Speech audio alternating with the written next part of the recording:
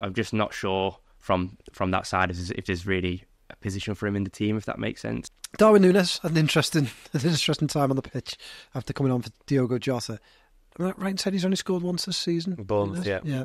But for all that, there are times I feel Kiefer almost as if he's a bit more part of the team, or certainly working for the team a little bit better, if that makes sense. Yeah, I thought he was really good yesterday, but they just didn't create any chances for him. No. And I was saying to go see that he's one of those. I don't think he's one of those strikers where I think to kind of maybe play in a slot team, you might have to make 9 runs, and then the 10th one you have to pass through.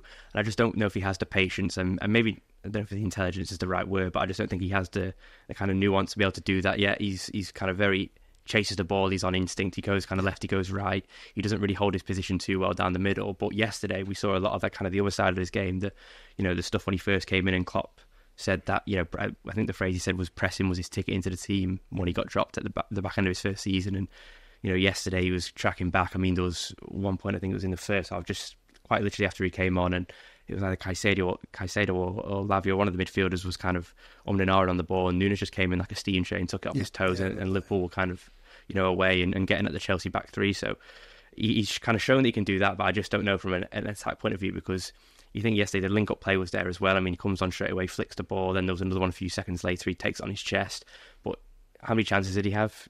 I can't recall him having a shot at all. And so I'm just not sure from that side if there's really a position for him in the team, if that makes sense. I mean, you look at Jota and you look at Gakpo. I mean, the goal Gakpo scored, that was ruled out. You'd say that's a typical Jota Gakpo kind of goal. It's clever, it's following at the back post. But you don't see Nunez score those goals. No, so from that aspect, I just wonder if he's, how much can he bring attacking wise to this team? I'm not sure. What do you think? Yes. I'm not the same, but I think again you can't undervalue the work rate, because that's what Liverpool needed yesterday. And you saw Salah spent the last 10 minutes at right back alongside Joe Gomez. Trent, by the way, going back to Trent, I forgot to mention, it's bearing in mind that he obviously nearly didn't play. Mm-hmm.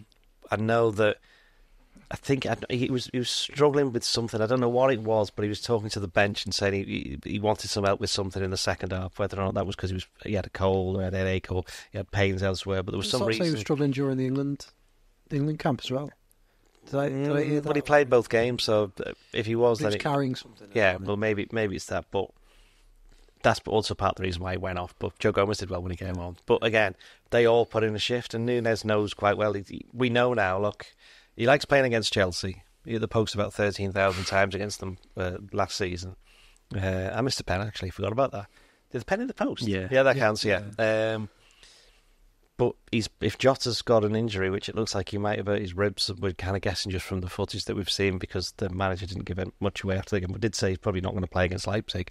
He certainly was running all right. So it could have been. Yeah, he would be something like that. But you wouldn't risk him, would you? No, but also that's a difficult one to kind of. We have to wait and heal. He's just got to wait for that one. So Nunez he's probably going to be playing against Leipzig. He could easily be playing against Arsenal, and big moment for him.